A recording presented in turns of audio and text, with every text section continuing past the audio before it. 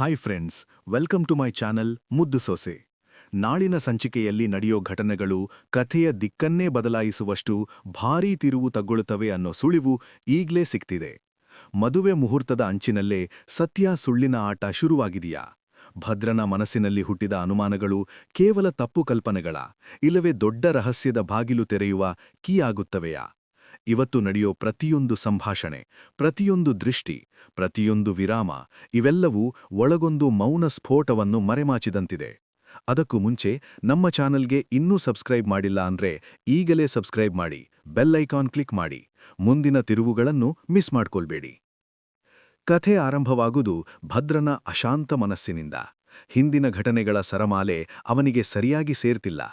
ಇನ್ಸ್ಪೆಕ್ಟರ್ಗೆ ಹೋದ phone call, ಮದುವೆ ನಿಂತ ಘಟನೆ ಮತ್ತು ಅದಾದ ಮೇಲೆ ನಡೆದ ಗೊಂದಲ, ಇವೆಲ್ಲದರ ಸಮಯಗಳು ಒಂದಕ್ಕೊಂದು ಸರಿಹೊಂದುತ್ತಿಲ್ಲ ಅನ್ನೋ ಭಾವನೆ ಅವನನ್ನು ಕಾಡ್ತಿದೆ.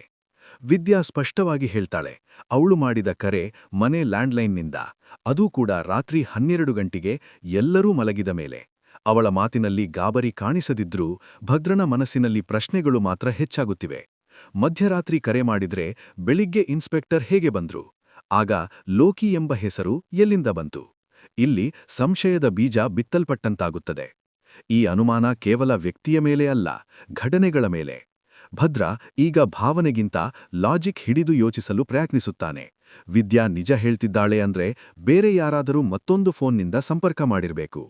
ಈ ವಿಚಾರ ಅವನನ್ನು ಸಾವಿತ್ರಿ ಮತ್ತು ವಿನಂತಿಯ ನಡೆನುಡಿಗಳ ಕಡೆ ತಿರುಗಿಸುತ್ತದೆ.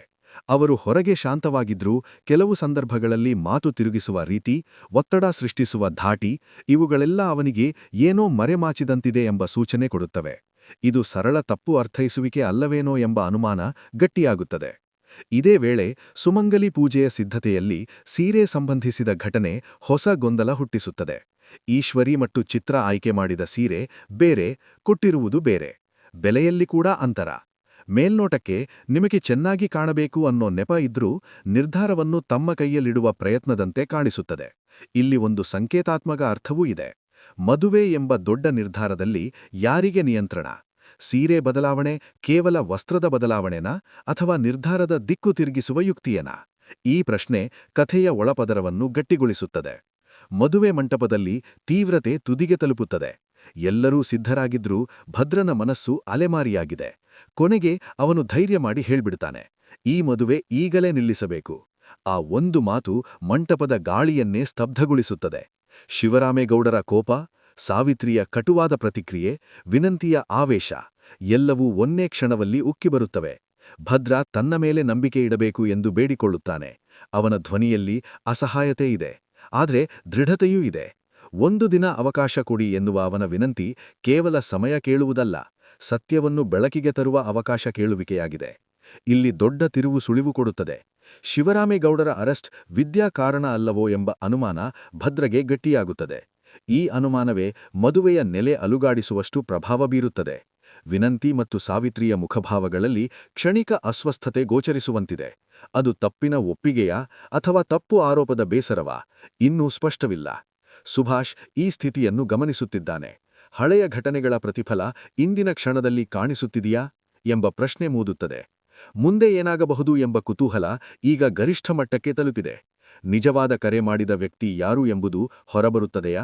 ಲೋಕಿ ಹೆಸರಿನ ಹಿಂದೆ ಇನ್ನೊಬ್ಬರ ನೆರಳು ಇದೆಯಾ? ಭದ್ರಗೆ ಅವನು ಕೇಳಿದ ಒಂದು ದಿನದ ಅವಕಾಶ ಸಿಗುತ್ತದೆಯಾ, ಅಥವಾ ಕುಟುಂಬದ ಮಾನ ಅವಮಾನಗಳ ಒತ್ತಡದಲ್ಲಿ ಮದುವೆ ಮುಂದುವರಿಯುತ್ತದೆಯಾ? ಒಂದು ಸತ್ಯ ಹೊರಬಂದರೆ ಹಲವು ಸಂಬಂಧಗಳ ಸಮತೋಲನ ಬದಲಾಗಬಹುದು. ನಾಳಿನ ಸಂಚಿಕೆ ಈ ಪ್ರಶ್ನೆಗಳಿಗೆ ಮೊದಲ ಉತ್ತರ ನೀಡುವ ಸಾಧ್ಯತೆಯಿದೆ. ಇಂದಿನ ಘಟನೆಯು ಕೇವಲ ಮದುವೆ ತಡೆ ಮುಂದುವರಿಕೆ ವಿಷಯ ಅಲ್ಲ. ಇದು ನಂಬಿಕೆ, ಅನುಮಾನ ಮತ್ತು ನಿಯಂತ್ರಣಗಳ ಮಧ್ಯೆ ನಡೆಯುವ ಮಾನಸಿಕ ಹೋರಾಟ. ನಿಮಗೆ ಭದ್ರನ ಅನುಮಾನ ನ್ಯಾಯಸಮ್ಮತವಾಗಿ ಅನಿಸುತ್ತಿದೆಯಾ, ಅಥವಾ ಸಾವಿತ್ರಿಯ ಧಾಟಿ ಸರಿಯೆಂದು ಭಾಸವಾಗುತ್ತಿದೆಯಾ? ನಿಮ್ಮ ಅಭಿಪ್ರಾಯವನ್ನು ಕಮೆಂಟ್ನಲ್ಲಿ ತಿಳಿಸಿ. ವಿಡಿಯೋ ಇಷ್ಟವಾದರೆ ಲೈಕ್ ಮಾಡಿ, ಶೇರ್ ಮಾಡಿ. ಇನ್ನಷ್ಟು ವಿವರವಾದ ವಿಶ್ಲೇಷಣೆ ಮತ್ತು ಮುಂದಿನ ತಿರುವುಗಳಿಗಾಗಿ ನಮ್ಮ ಚಾನಲ್ಗೆ ಸಬ್ಸ್ಕ್ರೈಬ್ ಮಾಡಬಹುದು. ಧನ್ಯವಾದಗಳು.